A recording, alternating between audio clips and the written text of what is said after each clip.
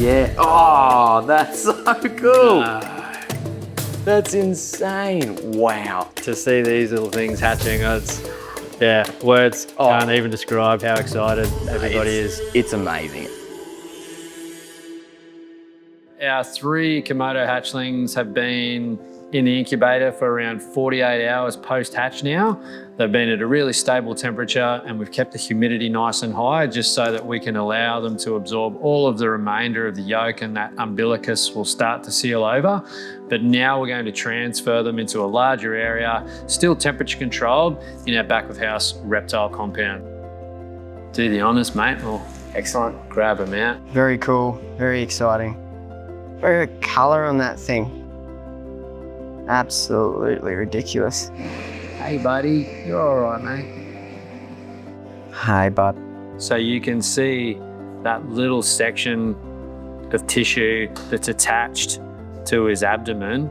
That's what essentially has been keeping him connected to all of the life support system within the egg for the last 7 months. We've got an office where all of us are really closely monitoring these guys. So they're going to be in a relatively high traffic area. They're a very intelligent species.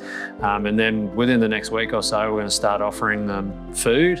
And hopefully these guys will power from the first few weeks, and then we'll start introducing them into an outdoor aviary as well, where they can get good exposure to natural UV. And that is something that will really stimulate their growth and development as being in the outdoors.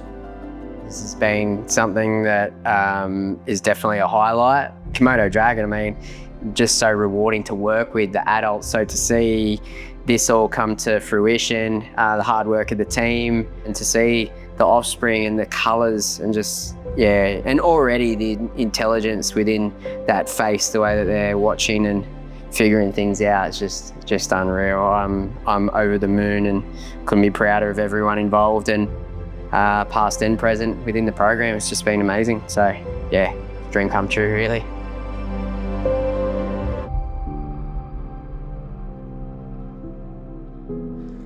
It's still a relatively sterile environment, and we'll keep it that way just with the paper towel for about a week until we're really happy that umbilicus has healed over nicely. And then we'll start transitioning them into an aviary that we can wheel outside for sunlight. We'll hold on to them for 6 to 12 months to allow those other zoos to construct permanent housing for them. Because as they become adult, they need really large areas, but they also have very specific environmental requirements. So we need really high temperatures year round, and they also are incredibly good diggers and climbers. So if you don't have a really great habitat built for them, then they become challenging to manage. Obviously we do want them into the UV as soon as possible, into the natural sunlight, but in the wild, often they'll emerge from megapode nests and instantly go high. They want to get as high above the ground as possible because they're at risk of being eaten by everything. They're known to spend up to 2 years up in the trees. They've got plenty of perching in there. They can get up nice and high. We've got a couple of different heating options for them. Nice water bowl underneath their lighting as well to provide extra humidity. It's a bit of a nursery for them, and then we'll move them on to something bigger and better. Usually when we've got multiple animals in the same habitat, we'll microchip them. But in this early life stage, just so we don't stress them too much, we're just gonna put a little mark on each lizard so that we know who's who.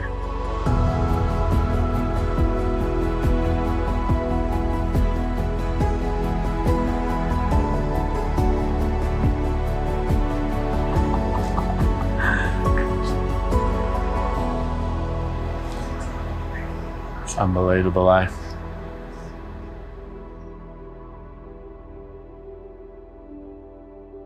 I've been working very closely with the Komodo program over the last couple of years. We are one of the main stakeholders in the region for Komodo dragons, so we have quite a big responsibility. These guys are just over a month old, and we're going to give you a little bit of an update on how they've been going.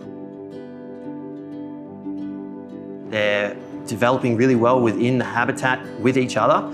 These animals are venomous in a certain way, not the same as a snake bite. The risk of the venom is actually quite low. When it comes to Komodo bites, it's more of a modified anticoagulant. When they're smaller, not a concern at all because of their size.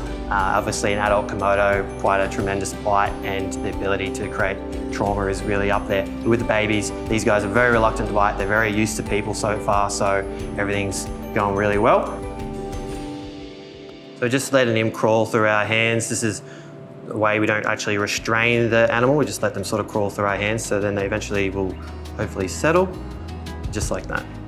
And we sort of do this every couple of days just to make sure that they are still getting that exposure to the keepers. When these babies are born, they're scared of everything. Being able to do this helps to get them a bit more comfortable and more relaxed around people, which of course helps them and helps us. When they're a big Komodo dragon, 3 meters long, weighing over 80 kilos, you don't want that thing running around scared. So you want them used to people. This is the best way to do it and the most stress-free way to do so. Steve really loved Komodos. He really wanted to save the species, and more recently, in the last year or so, these guys have actually gone up in conservation status, so they're now deemed as endangered. They were a vulnerable species prior. So the need for breeding programs in the region, particularly the Australasian region, is very important. We're actually the second facility to be able to breed these in Australia, which is just a great sort of milestone for us. I'm sure Steve would be very proud that we're able to actually, for the first time, participate in the breeding program on such a level. So being able to house these guys and do this is very special to the zoo, it's very special to myself and the team, and special for the Komodos as well. Watch out! Whoa, whoa, whoa, whoa, whoa. Danger, danger, danger. I thought you clicked on that. Now, whatever you do, don't click on it. That's danger, remember? No clicking, no clicking.